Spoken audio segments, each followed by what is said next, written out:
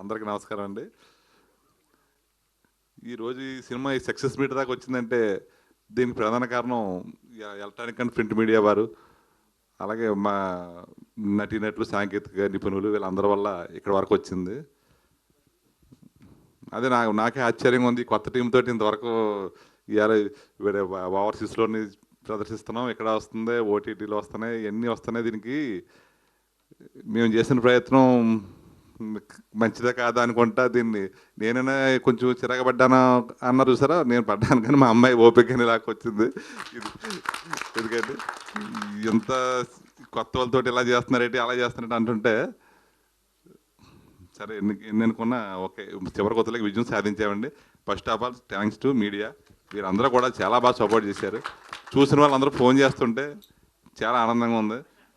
ఇంతవరకు మా డిఓపి గారి గురించి అది మాట్లాడలేదు, కానీ మొత్తం సినిమాకి ప్రతిమంతా డిఓపి వారిది. ఈయన ఎవరు మన రవి చందు, వీళ్ళిద్దరి గురించి ఎక్కువ చెప్తున్నారు నాకు.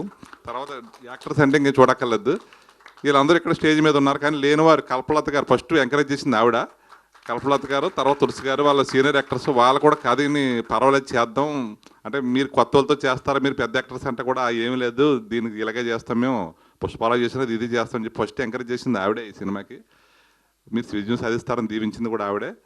కాబట్టి వీళ్ళందరూ ఒకసారి తలుచుకుంటున్నాను నేను. అలాగే ఇప్పుడు వీరు ఎవరు మన డైరెక్టర్ వినయరత్నం ఏమనుకున్నాడు అదే చేసి చూపించాడు.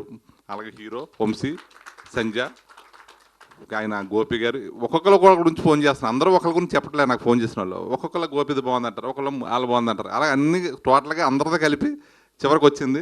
ఏదైనా చిన్న చిన్న ఇబ్బందులు ఒకటి రెండు ఉండొచ్చు, ప్రతి సినిమాలోనూ 100% కరెక్ట్గా ఉండవు. ఒకటి రెండు ఆటలకి విమర్శలు వచ్చినా కూడా దానికి స్వీకరిస్తాం, దాన్ని మళ్ళీ తర్వాత రాకుండా చూసుకుంటాం.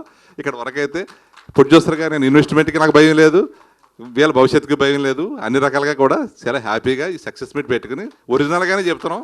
మా ప్రయత్నంలో నిజాయితీ ఉంది, మేము అడుగుతున్న న్యాయం ఉంది, కాబట్టి ఇంక దీంట్లో డౌట్ ఏం లేదు. మళ్ళీ కొత్త డైరెక్టర్, కొత్త హీరోతో మళ్ళీ మీకు ముందుకు వస్తాను. థ్యాంక్ యూ గోపాలకృష్ణ గారు. ఇంతమంది కొత్త వాళ్ళకి ఒక పాత్ని దారిని చూపించినందుకు థ్యాంక్ యూ.